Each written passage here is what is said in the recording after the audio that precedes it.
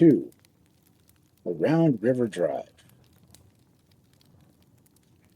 It was 64 or 65 who drove the Great Round River Drive. It was 65 or 64. Yes, it was during the war, or it was after or before. These were the days in Michigan, the good old days when my man could cut and skid and log and haul, and there was a pine enough for all. Then all the logger had to do was to find some timber that was new. Beside the stream he knew it ran to Huron to the Michigan. Let the mouth of mill there was to take his timber for the saws. In those old days the pioneer, he need not read this title here, to mentions there were timber here. Paul Bunyan, you've heard of Paul. He was the kingpin of 'em all, the greatest logger in the land. He had a punch in either hand. He licked more men and drove more miles, and he got more drunk and a few more styles than any other peever prince before or then or ever since. Paul Bunyan bossed the famous crew, a bunch of shouting bruisers, too. Black Dan McDonald, Tom McCann, Dutch Jake, Red Murphy, and Dirty Dan, and all the other Dans from Black to Red, with Curly Charlie, Yellowhead, and Patsy Ward from off the clan, the kind of gang to break a jam, to clean a bar and wrestle one, and give a 20 to a bone. Paul Bunyan and his fighting crew in 64, 5 or 2, they started out to find the pines without much thought of sanction lines. So west by north they made their way 100 miles until one day they found good timber, level land, roaring water close at hand. They built a bunk and cookhouse there, and didn't know exactly where. But it was more they didn't care. Before the spring, I give my word, some mighty funny things occurred. Now, near the camp there was a spring that used to stream like anything.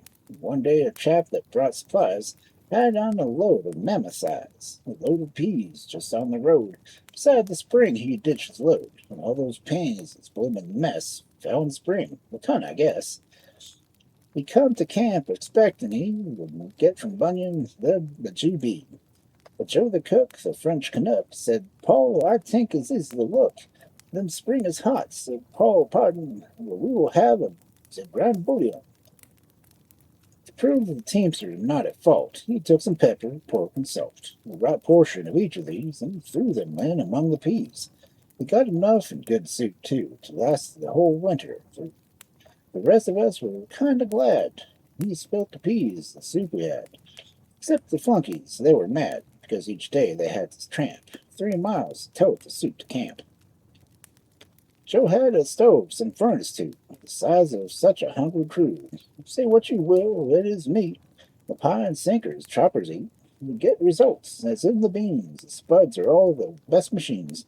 For falling Norway, skidding pine, keeping hemlock, drobs, and lime. The stove of Joe's it was a rig for cooking grub that was so big it took a solid cord of wood to get a fire to going good.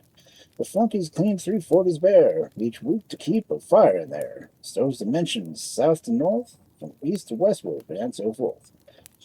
I don't remember just exact, and do not like to state a fact. Unless I know that fact is true, for I would hate deceiving you. But I remember once that Joe put a mammoth batch out, and then he thought, at least he tried, to take it out the other side. But when he went to walk around the stove, it was so far, he found, that long before the bend had turned, the bread not only baked, but burned. They had 2 coons, flunkies, Sam and Tom. Joe used to strap a ham upon each foot of each of them, and we had pancakes each a.m. They'd skate around the stove lids for an hour or so, or maybe more, and grease them for him. But one day, old Pink Eye Martin, anyway, he couldn't see so very good. Old Pink Eye had misunderstood which was a baking powder can, and in the dough 8 foreigners ran. Powder blessed and powder black, those niggers never did come back. I touched the cake and flash and poof went Sammy and Tommy through the roof. We hunted for a month or so, but never found 'em, that you know. It was the year of the black snow. We put 100 million feet skids on winter, hard to beat. You say it was some crew. We took it off 140, too. 100 million feet we skipped. That 40 was a pyramid. It runs up skyward to a peak. To see the top would take a week. The top of it, it seems to me, was as far as 20 men could see. but down below the stuff was slides, for there were trees on all four sides. And, by the way, a funny thing occurred along in early spring. One day we'd seen some deer tracks there, as big as any kind of bear. And Forty Jones, with straw boss on the side where those deer had gone. He doesn't say a thing, but he thinks out a scheme. And him and me, we set a key log in a pile and watched that night for quite a while. When the deer come down to drink, we tripped the key log with a wink. We killed 240 in the herd. 40's scheme was sure as a bird. Enough venison we got to last all winter with one shot. Paul Bunyan had the biggest steer that ever was in camp that year. 9 horses he'd pull out and skid. Weighed 5,000 pounds, he did. The barn boss, handy man besides, made a harness from his hides. All the deer, I took them all, and Pink-Eye Martin used the haul. The stove wooden, remember yet, and how buckskin stretches when it's wet. One day, when he was hauling wood, a dead dog, though, was dry and good. A cloudy day it started in, raining like the very sin. Well, Pink-Eye pounded on the ox and beat it over roads and rocks. The camp, he landed there all right, and turned around, no log in sight. But down the road and round the bend, those tugs were stretching without end. Well, Pink-Eye goes out and meets, and the sun comes out with lots of heat. It dries the buckskin that was damp, and hauls a log right into camp.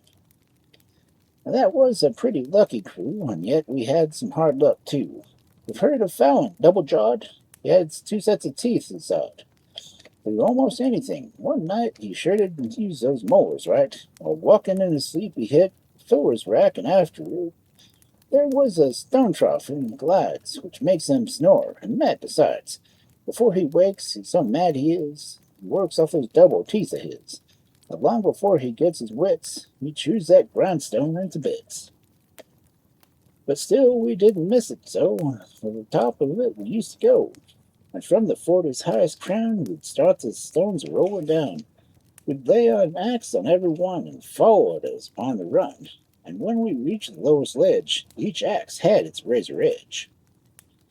So we passed the winter day by day, not always work, not always play. We fought little and worked a lot, and he played whenever chance we got. Jim Liverpool, for instance, bet across the river he could get by jumping, and he won it too. We got to laugh from half the crew. But twice in the air he stops and humps. He makes a river in 3 jumps. We didn't have no booze around for every fellow that we found, and sent to town for Applejack. We'd drink it all, while coming back. One day the bullcook pardons Spuds. He hears the sizzling in the suds. Finds the peelings, strange to say, are all fermented where they lay. Now, sour-faced Murphy in the door was standing, and the face he wore convinced the first assistant cook that Murphy soured them with his look. And when he had the parents drained, a quart of Irish booze remained. The bullcook tells the tale to Paul, and Paul takes Murphy from the hall, and gives him very willingly a job as camp distillery. At last, 100 million in, it was time for driving to begin.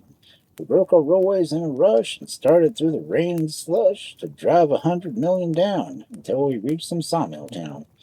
We didn't know the river's name or where to sawmills it came, and we figured that, without a doubt, some good town folks would fetch us out. I observed the usual plan and drove all the way to the current ran. Well, after we had driven for at least 2 weeks, maybe more, we came upon a pyramid that looked just like our 40 did. 2 weeks more, and then we passed a camp that looked just like the last. 2 weeks again, another 2.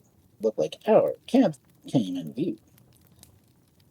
Bunyan called us all ashore, and held a council like a war. He said with all the lumbering, the logs would never fetch a thing.